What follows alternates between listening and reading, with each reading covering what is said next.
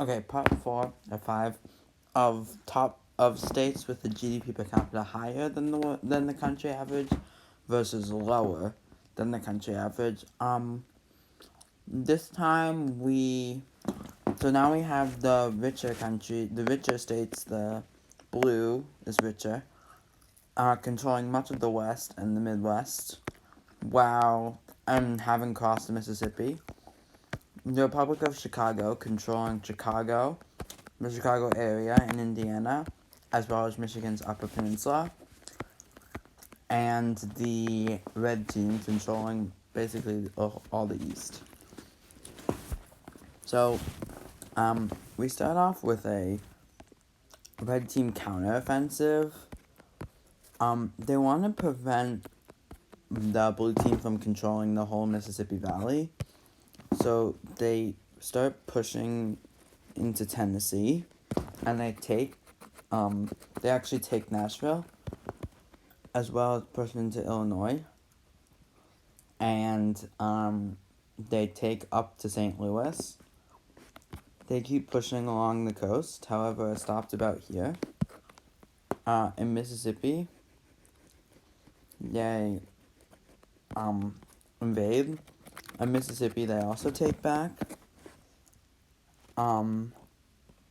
However, these are only temporary, as the blue team soon is able to take back all of their land. They managed to take back, but this time they launch a larger counteroffensive into Tennessee, and they control the entire Mississippi Valley. Another thing that's happening is resistance in New York is huge. So New York, the greater New York area, starts a revolution, and because there's too many troops fighting, these troops can't help defend this revolution of the greater New York area. So the Republic of New York, actually the Kingdom of New York, is founded, and much of the greater New York area is controlled. So now we have a city-state as well as the Republic of Chicago. However, and no one's revolting from the blue team because the blue team is richer, so there's like more aid and more all that. The red team's poorer, so they don't get as much aid or whatever. You want to be part of the blue team because it's richer. Makes sense? Michigan is being invaded. A naval landing is made in the Upper Peninsula by the Republic of Chicago, and they take much of the state. Detroit is put under siege, and many of the people could just escape to Ohio, which they do. And the Republic of Chicago is now looking really powerful. But the blue team, technically, the Republic of Chicago is blue team aligned, but the blue team they want the power as well. So they launch a surprise invasion without telling the Republic of Chicago into Indiana, and they take it, cutting them off from their thing, although, like, no land border, as well as invade Kentucky, which the Republic of Chicago had plans to take once they took a bunch of this area. The invasion of Ohio is a bit different. They hop over the Ohio River. They surround it first, and then the Republic of Chicago goes in. They split the city of both Cleveland and Columbus, and Ohio's partitioned. So this looks good. The Republic of Chicago, however, is basically done expanding. They're pretty wealthy-ish, not really. They control some poor areas, actually. But the Republic of Chicago is now cut off by the blue team, and they don't really like that because they wanted to expand more. So, in the Republic of Chicago election, a pro-red team candidate is elected, and the two sides launch a assault into Ohio. They take the major cities here, and Ohio's split east and west. However, the blue team, which is still more powerful than them, is not happy. So they hope to cut off this front in like Wisconsin, and they do. And then they take Wisconsin as well as Michigan's Upper Peninsula.